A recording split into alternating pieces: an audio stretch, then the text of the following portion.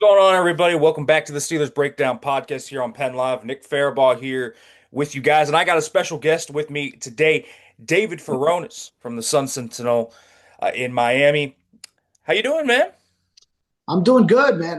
Dolphins are always good to make some off-season news, and apparently the Steelers as well. Of course, I know you've had Uh, a busy offseason, never a dull moment between this and Aaron Rodgers. So, yeah, keeping us busy even during the downtime. when we met at the owners' meetings, I thought it was already crazy enough with the Metcalf trade and everything, and then That's right. Rodgers. This trade came out of the blue. I literally was on vacation in the Florida Keys, and I came back, and boom, they trade for Jalen Ramsey and Jonnu Smith. And obviously, you have experience covering both of these guys down there in Miami. Let's start with Jalen Ramsey, specifically about a guy that obviously rambunctious personality off the field. How is he in the locker room? And on the field, how did you see his impact manifest itself on that Dolphins defense?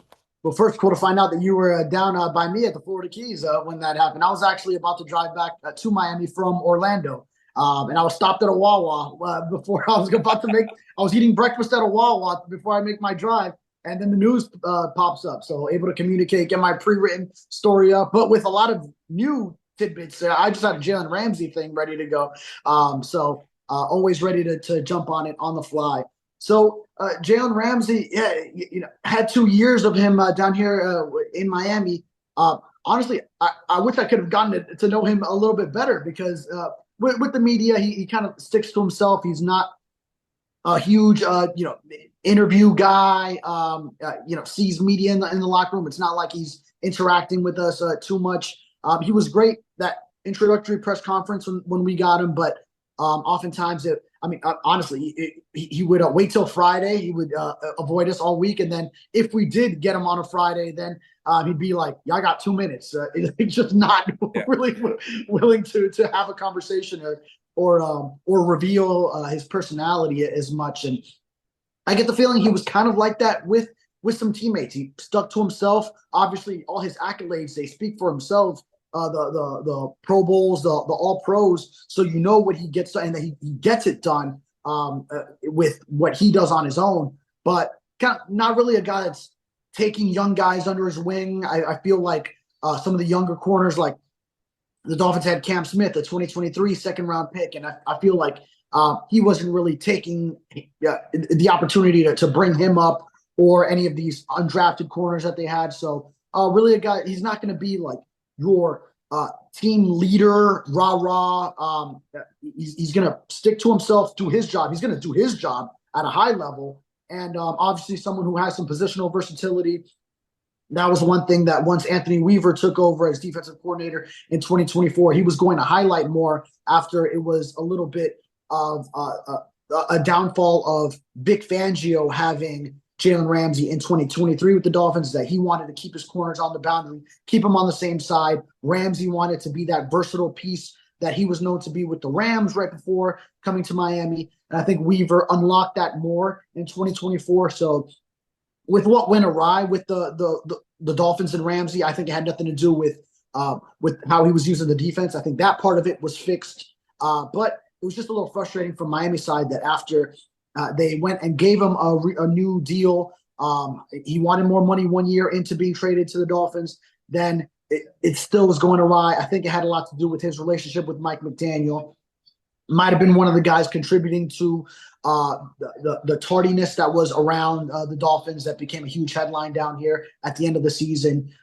Maybe wasn't respecting Mike McDaniel as a head coach to the utmost. I know that shouldn't be a problem with Mike Tomlin. I think the respect that he carries, his name carries around the league, I think should be enough to keep Ramsey in order in that respect. But yeah, you just never know when maybe personalities start to clash. What could happen? Yeah, I mean, he has been around the league. You got obviously Jacksonville, LA, and then Miami, now Pittsburgh. You talked about his versatility. I think this is going to be kind of the highlight of his role in Pittsburgh. Since Minka Fitzpatrick's now gone, they're probably going to ask him to even play a little bit of safety, it sounds like. They're probably asking him to play in the slot, both sides. They're going to use him, Darius Slay, and Joey Porter Jr. as like this three kind of corner tandem. So tell me about how much specifically he went into the slot this year, how much he maybe even played some free safety, his sub package roles, and just kind of how Miami used that and where Ramsey really kind of thrives. Do you feel like he still thrives on the outside, or do you think he's better on the inside now that he's 30? Yeah, I mean, still can thrive. Maybe losing a step as he gets older. I think that's natural. So, speedy receivers, yeah. And even back when he was with the Rams, it was one of the questions that came up in his introductory press conferences, and it kind of got something out of him when a reporter asked, "What do you say to people who say you're washed at this point?" That was 2 years ago, and then it brought a little something out of him, like I actually forgot how he reacted, but yeah, he was a little bit antsy when he got to answer that one, and I feel like he carried that chip on his shoulder to prove he still got it for the most part. Hey, yeah, that first year in Miami, even after he missed half the season with a preseason knee injury, still made the Pro Bowl. But you're right, yeah. Now moving into the slot some more. Ability to shadow an opponent's top receiver, adding the blitz into his package. We saw that on occasion last year. So especially if the Steelers are going to use some packages where he is a safety, then bring him into the box. I think he's shown that versatility. So that was something that Anthony Weaver did unlock. And I'm guessing, yeah, Minka Fitzpatrick also similarly used in some versatile roles where maybe now as he comes over to the Dolphins, he can be someone that has that flexibility for a defense that also brought in Fatu Melifonwu from the Detroit Lions. And I think he did some of those things in Detroit under Aaron Glenn over there last year, where maybe they can mix and match some of these pieces with now Minka Fitzpatrick is primarily a safety, Melifonwu also a safety, but a converted corner. And who knows what else the Dolphins are doing at corner because they still need to sign someone, and they've got some young players that are going to be competing for those spots. Aside from Cater Coe, who has proven a capable nickel corner.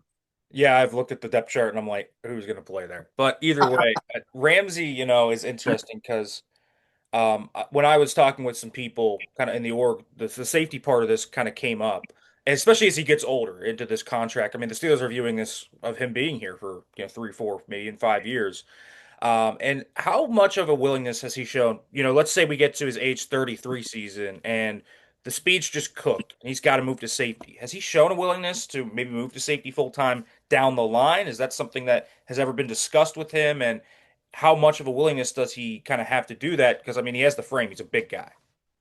Yeah, yeah, that wasn't necessarily a conversation as far as a full time move, um, and very rarely was he lining up in a traditional safety role. It was Javon Holland, it was Jordan Poyer back there for the Dolphins. So completely revamped now as both of them moved on. So I know I've been hearing Steelers fans, observers were a little frustrated with maybe Minka losing a step, and I felt it was the same way with the Dolphins.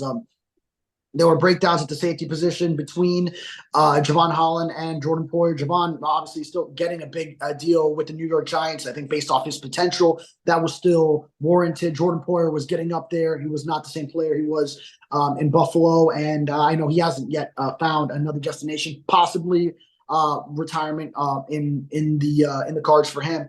But yeah, so it wasn't discussed even with the breakdowns that the Dolphins were experiencing at safety. They still needed him to be that primary corner to shut someone down on the boundary, but still move around, keep opposing offenses guessing, and even incorporating the blitz. But it seems like that is something that's more so in the cards in Pittsburgh schemes. Yeah, it'll be down the line. I think he's going to be used everywhere this year and next year and all that. But if he gets to, age 33, 34, that seems more likely. The Steelers did that with Patrick Peterson. Right? So I think he's going to be similar to that. Let's Got the flip body over type. now.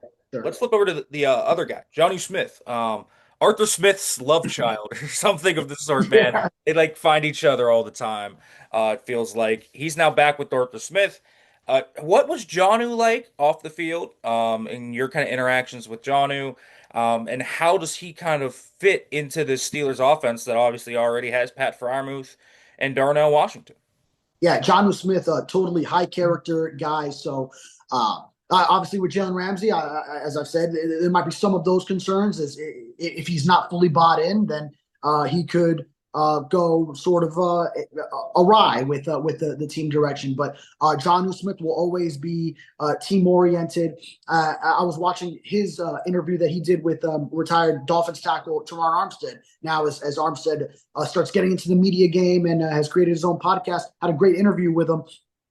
And he was saying that one of the things he was bringing to the Dolphins as he was looking for this contract that never came to be was beyond his production, was that he is a high character locker room guy for a team that now this offseason, the big thing they're trying to do is reshape the culture. Well, Jonnu was one of the guys that, especially now having a year in Miami, he could have really spearheaded that effort to bring the appropriate culture to the Dolphins locker room. But ultimately, Miami not seeing it worthy to essentially nearly triple his salary after a Pro Bowl season. And hey, credit to Chris Greer down here for finding that value in getting him for $4 million and change after his release from the Falcons, and then getting a Pro Bowl tight end season out of him. Of course, whenever that happens in the NFL, then that player is going to come to you and they're going to want more money. So you can't always just get by with your great fines and expect to keep them at that wage. But Jonnu did. He feasted off of a lot of the attention that defenses were giving to Tyreek Hill and Jalen Waddle on the ends. So dominating the middle of the field. He was a good red zone target with his size. So 8 touchdowns. Was able to provide something the Dolphins needed with a lot of their receivers, more so smaller guys, speedsters. So provided that, and of course, what he's known for, taking the short pass, getting the yards after catch. So we could do all those things, and it turned into a record-breaking season for a Dolphins tight end. No Dolphins tight end had ever had 88 catches, 884 yards, 8 touchdowns in a season. So he had the triple crown at the position in Dolphins franchise history. So that was saying a lot in one year in Miami. I think it's going to be very different in terms of his role in Pittsburgh because obviously the Dolphins spread things out a lot, and Arthur Smith's going to play a lot of two, three tight ends. Steelers have a lot of really good tight ends. John, who's done this in Atlanta with Kyle Pitts, so it's not really much of a concern in that regard. But talk to me about John, who's blocking. I know that's kind of been the weakness of his game, right? He's a great receiver. He's a great yak threat. He can split out into the slot. He can do a lot of cool things. But the blocking part of his game, was there any signs there that you saw of improvement over the year, or were they kind of trying to keep Jonnu away from blocking in line in the run game? No, they were keeping him out of that space. So similar to before Jonnu was with the Dolphins, and they had sort of this bridge year in 2023 where they didn't have that pass catching tight end. It was Mike Gesicki, same way, player not known for his blocking, big body, long arms who can go and be a red zone target. And when Mike McDaniel took over in 22, then Gesicki still had his touchdowns, but was seldomly used actually. So outside of once they got into that red area, with blocking at the tight end position so vital in the outside zone that the Dolphins were trying to run, he was actually not used that much. And I would like to even. I'm trying to pull up quickly as I talk to you some snap counts for him last year because they were here we go 55%. He was in 55% of snap counts for the Dolphins last season, which is a statement to not being in on run plays. He would come in for packages that were for him. The Dolphins started a lot of games with Julian Hill, undrafted tight end, a couple years into the league. He was more so the starter. They also had Durham Smythe as the inline blocker. So John, who actually had 6 starts last year. So it was a lot of that first package they would bring. It was a run package. Even if they were in the 12 personnel, they were using Julian Hill, Durham Smythe for the zone blocking aspect, and then Jonnu Smith was coming in for the passing situation. So really, it was a little bit of trying to not put him in those positions, put him in the positions that he's known to excel in, which is in the pass game. So it sounds like essentially they used him as like a big receiver in a lot Right. of ways, which is interesting because again, the Steelers have what I would consider a great blocking tight end in Darnell Washington. I mean, Yeah. he's massive. Good grief. And then Pat Fryermuth, who is kind of a slightly average to maybe below average blocker. they're going to try. Jonnu's going to probably have to get dirty in the fan a little bit this year. So I'm interested to see how that kind of materializes itself. But you talked about the one last thing I really want to talk about Jonnu, his yak ability. This is something the Steelers struggled with last year. They did not have the ability to get after it after the catch. Talk about that part of Jonnu's game and just how dangerous he can be in the screen game, in the quick passing game, especially with Aaron Rodgers. We know that's a big thing of his now late in his career, that quick passing game. Yeah, he's a dog in that respect. And John put up the numbers that he did while he got off to a very slow start. Like we were seeing a lot of the things that he could do in training camp, and the Dolphins even started. By the way, last season, the Dolphins in training camp, it didn't really come to fruition during the season, but they started using him on running plays, like having him come around. I know Mike McDaniel, he gets a little innovative, and having him come around as the tight end for handoffs, and then run a wide rushing play because he's so good at the yards after the catch. So just sometimes just get the ball in his hands any way you can, whether it's a screen, whether it was actually in a handoff or flipping it out to him. So one thing that didn't really come to fruition, they never really jumped into that part of the playbook, but it was interesting how early on in the regular season, it took several weeks, I mean, deep into October before Jonnu even got going in this offense. I mean, he was accomplishing nothing. Now, a lot of those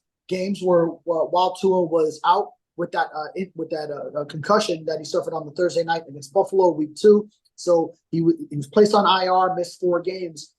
So it was a little bit tied into the last game where the Dolphins were without Tua, and then Tua's return where Jonnu now started getting into the flow of the offense. Actually, there was one game against New England where you were starting to see some of the glimpses, and then he caught his first touchdown the following week against the Colts. Before he really got going. So some of those early things that they were able to do was just simplify it, get it to him underneath so that then he can go and get the yards after the catch. And then once they established that, that opened up more of what he could do a little bit more down the field. Yeah, I'm sure the Steelers are going to use him in that respect. Arthur Smith loves Jonnu Smith. He's going to Yeah. use him a lot. But I'm interested to see how they're going to split this up. David, thanks for coming on. Tell them where they can read your stuff, follow you, do all that great stuff. Yeah, Sun-Sentinel, South Florida Sun-Sentinel, so sunsentinel.com. Read all our Dolphins coverage, and also on X at David Furones, Furones, with an underscore there at the end is my X handle. Yeah, make sure to check that out. Does great work over there at the Sun-Sentinel. Sure, Minka Fitzpatrick coverage is coming as well if you're Yeah. curious with that, Steelers fans. 3-time All-Pro going down there to South Beach, back to South Beach, actually. And folks, thanks for watching. Make sure to like, comment, subscribe. You can follow me on all platforms, Farabaugh FB. Make sure to check that out, PennLive.com/Steelers for Steelers coverage. Thanks for watching, everybody.